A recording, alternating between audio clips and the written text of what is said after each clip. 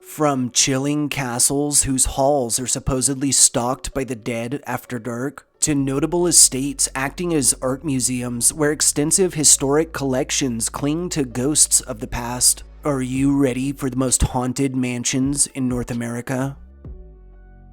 Number 5. The Starrett House.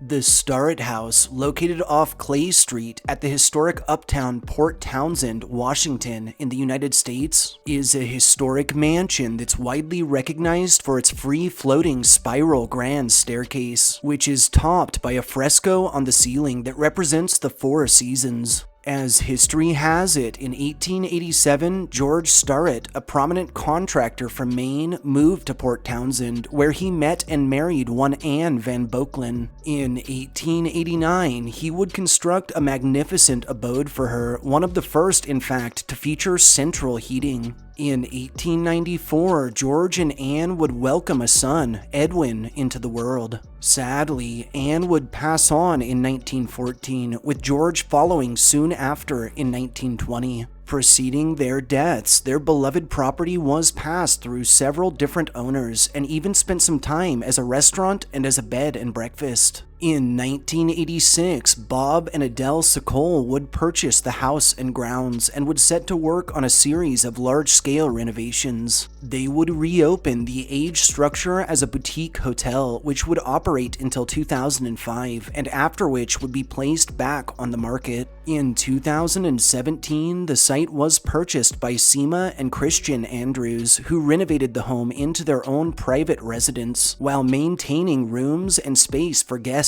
and private events. The Starrett House is said to be haunted by a number of apparitions, with those who have had the good fortune of touring it reporting picture frames tilting or even flying from the walls, lights turning on and off by themselves, doors opening and slamming shut on their own, and accounts of personal possessions going missing only to turn up later in strange places. One more popular legend tells of a ghostly former nanny who's been sighted across the grounds, and who's been known to tidy up rooms after visitors or even thump those who use foul language or make offensive statements. Lastly, the ghost of a red-headed woman suspected to be the spirit of Anne herself has been sighted roaming the house's halls, often accompanied by a spectral man matching the description of George.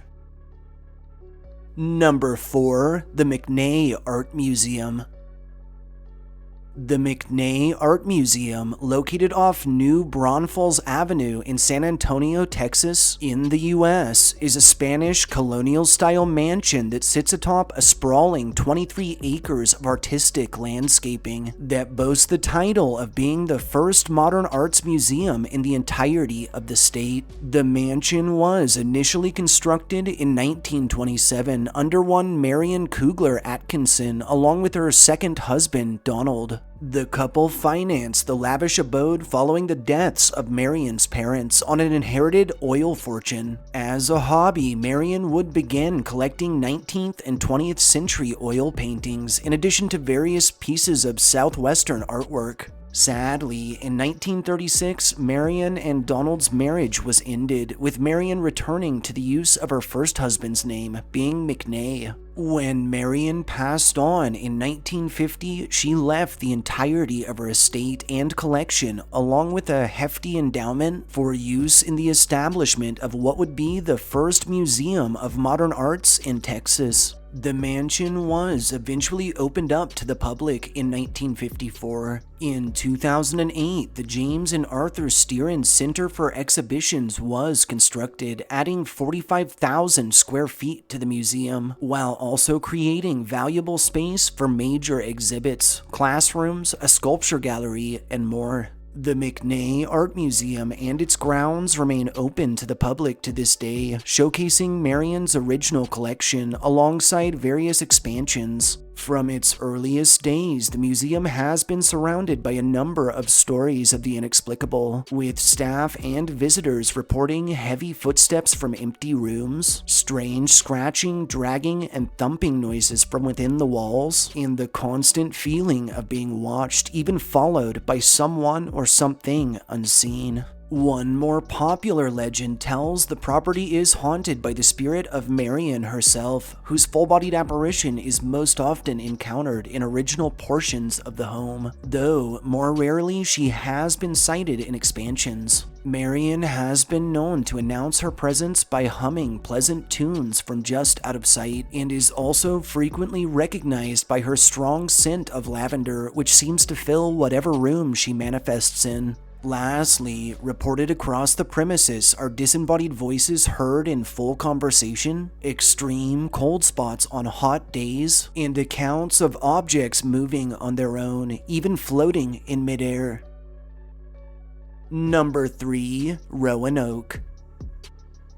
Roanoke, also known as the William Faulkner House, is a Greek Revival-style mansion located off Old Taylor Road out of Oxford, Mississippi, in the US, that's famous for playing home to American writer and Nobel Prize laureate William Faulkner and his family. Initially called the Bailey Place, this abode was first constructed in 1844 by Colonel Robert Shagog, an Irish immigrant planter. Robert resided in the home along with his wife Mary and their 3 children for a time. Sadly, 2 of their children would die in 1855, Robert in 1860 and their 3rd child in 1869, leaving Mary alone in the old house until the time of her passing in 1871, after which the property would be passed through a handful of owners. Eventually, the abode was left empty and sat as such for nearly 7 years until finally in 1930, William Faulkner stumbled upon it and made a purchase. Faulkner launched a series of renovations and modernizations, later moving himself, his wife Estelle, and her 2 children in. In 1931, the couple would welcome their first daughter into the world, but sadly, she would live for only 9 days. In 1933, the couple birthed their second daughter, naming her Jill. Following William's death in 1962, Estelle remained in the home until her passing in 1972, after which Jill would sell the property to the University of Mississippi in order to ensure its continued maintenance and preservation. Today, portions of the home act as a museum of Faulkner's life and work, with tours readily available for any with an interest. A number of tales of the otherworldly have emerged from Roanoke, with both staff and visitors frequently reporting doors opening and closing on their own, lights flicking from on to off by themselves, and disembodied voices and footsteps heard from empty rooms. One prominent local legend tells the entirety of the property is haunted by the spirit of Faulkner himself, who is most often encountered in his old office, at times pacing about, while at others writing on the walls. Most speculate his spirit is simply watching over his beloved abode from the other side, and this theory has only been further solidified by accounts of his ghost actually chasing those with ill intent from the property. Lastly, and confined to no area in particular, are extreme cold spots on hot days, orbs captured in the backgrounds of photographs and video, shadowy figures sighted darting about, a range of full-bodied apparitions in old-fashioned clothing, and the ghostly sounds of a group of children laughing and playing when there are none present.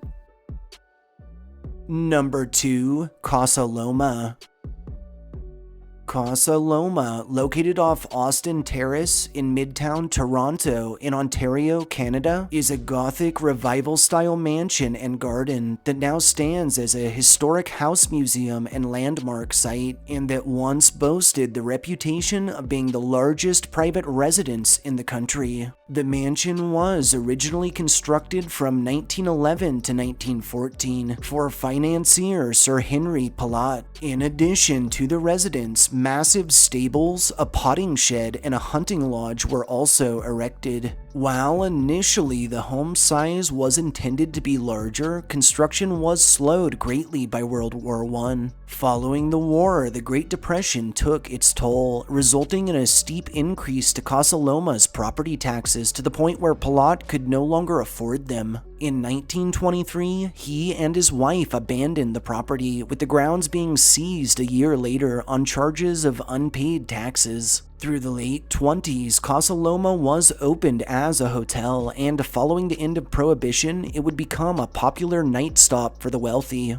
In 1937, the home was leased to the Kiwanis Club of West Toronto, later the Kiwanis Club of Casa Loma. From 1997 to 2012, the site would undergo extensive exterior restorations, and in 2014, the City of Toronto would enter into a new long-term lease agreement with Liberty Properties. In recent times, the mansion and its grounds have been popularized in a number of big-screen titles and remain open to the public to this day, with tours readily available. Chillingly, Casa Loma has built a much darker reputation, one surrounding frequent paranormal activity, with many who have braved its grounds reporting disembodied voices, dragging sounds from empty rooms, and ghostly whispers that emanate from thin air. The most commonly encountered entity on site is said to be that of a woman in white, thought to be the spirit of a maid from the early 1900s, who's most often sighted on the second floor. This ghost has been known to tidy up after the living, with several staff members reporting returning to rooms on their schedule only to find them already spotlessly cleaned. Also reported throughout Casa Loma are objects sighted moving on their own, personal possessions going missing, and accounts of electronics dying at abnormal rates. In the tunnel leading to the stables, many have encountered a gruff male voice from the darkness, and several have even been grabbed or hit by unseen hands. While in the gardens, the full-bodied apparitions of both Sir Henry Palat and his wife, Lady Mary Palat, have been sighted walking about. Lastly, and confined to no area in particular, many visiting Casa Loma report orbs visible to the naked eye, strange fogs that blanket the area alone, instances of lights flicking on and off by themselves, and half-formed entities that appear later in the backgrounds of photographs and video. Number 1. Copper King Mansion.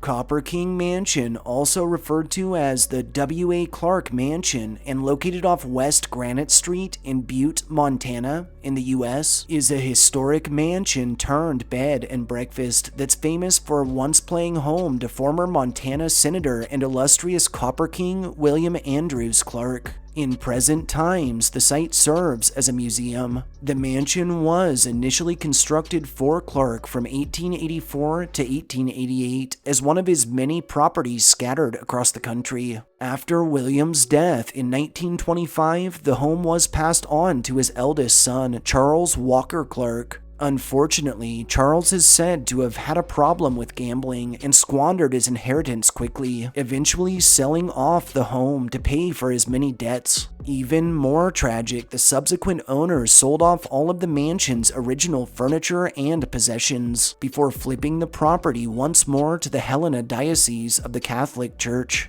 The church would remain on site until 1950, after which, in 1953, it was sold yet again to one Anna Cody. Cody would launch a series of renovations across the property, later moving herself and family onto the grounds, while opening up rooms to guests in order to afford the landmark mansion's extensive costs. Following her passing, the property was handed down to Anna's daughter, Ann Cody Smith, who would open the grounds for tours in 1968, and by around 1982, the site would be transformed into the beloved bed and breakfast that we know today. Anne, described as an avid lover of histories and a preservationist by nature, ran the bed and breakfast until her passing in 1992, after which, in family tradition, her children and grandchildren remain on the property and continue to operate the site to this day. Over the years, the Cody family has dedicated their all into the restoration and maintenance of the Copper King Mansion, gradually refilling its expanse with period-appropriate antiques, and performing regular major renovations, the most recent of which took place in 2012. Local legend tells the Copper King might be haunted by the spirits of its original owners, possibly resulting from Charles's failure to maintain the family estate. Though current owners are are skeptical of said claims, a number of former employees and guests have described a slew of chilling phenomena, including disembodied footsteps from empty rooms, knocking and scratching sounds from within the walls, and orbs and mists captured in photography and sometimes even visible to the naked eye. Many have described an unsettling feeling of pressure or discomfort akin to claustrophobia in certain parts of the property, a sensation that only dissipates once they've left the area, and several have encountered a light-colored mist that floats with seeming sentience through the basement and first floor hallways. Also reported across the property are shadowy figures sighted darting between empty rooms, extreme hot and cold spots, exceedingly high EMF levels, and chilling EVPs captured in recordings or in the backgrounds of phone calls. Lastly, a cheery presence has been sensed and felt in the old chapel and ballroom. Though its origins are unknown, many claim this entity is quite the prankster, and has been known to move objects, leave personal possessions in strange places, and even slam doors or windows right next to those who profess they don't think it's real. With its ridiculously fascinating history, long list of purported paranormal activity, an absolute mountain of chilling urban legends, we felt there really was no better choice than the Copper King as our pick for the most haunted mansion in North America. Thank you all for tuning into our list of picks for the most haunted mansions in North America. If you enjoyed hearing our histories and ghost stories as much as we enjoyed telling them to you, don't forget to subscribe to our channel and turn notifications on so you get alerts when fresh content is on the way. Throw us a like if you feel we've earned it, and most importantly, share this video and our channel with anyone you think could use a good scare. We'll see you all next time.